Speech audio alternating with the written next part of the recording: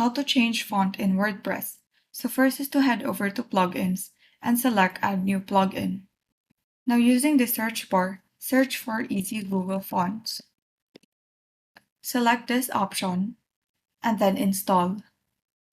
Once installed, head over to Appearance and select Editor, and then go to Styles.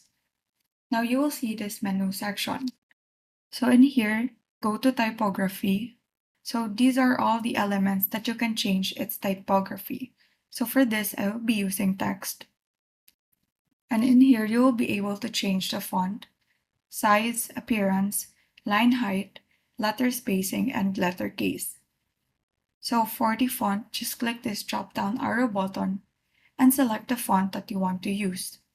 Once you have made your changes, don't forget to click the Save button to save the changes made, and then click Save. And so that is how you change font in WordPress. Thank you and have a great day.